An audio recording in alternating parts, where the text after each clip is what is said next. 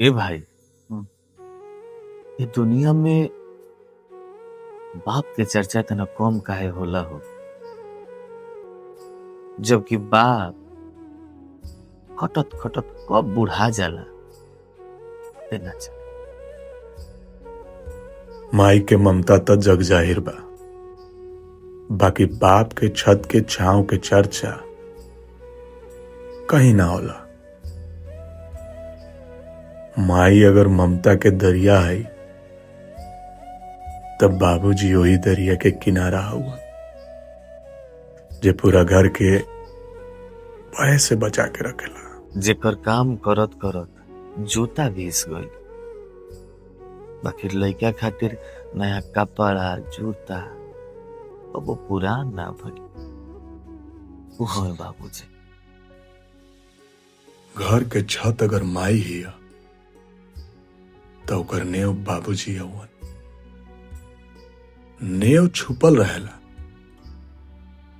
बाकी वही पर पूरा महल खड़ा रहेला। बाबूजी के हाथ के छाला ही बतावेला कि तोरा हाथ के कोमल रखे खातिर वो कितना मेहनत कैले हुई। ए दुनिया में केहू ना चाही जे तू ओकरा से बड़का आदमी बन जा। हर कोई तोहरा के पीछे घींचे खातिर अपन जान लगा दे।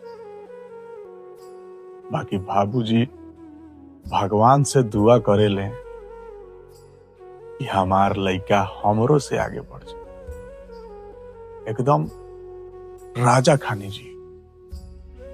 कोनो फरमाइश कैला पर जेकरा मुंह से कबो ना ना निकलल उ हवे बाबूजी। अपन तकलीफ छुपा के जे सपना के पंख लगौलस उ हवे बाबूजी। ऊपर से कड़ा, भीतर से नरम, एकदम नारियल लेखा, जेकरा छाया में घर स्वर्ग लागेला उ हवे बाबूजी।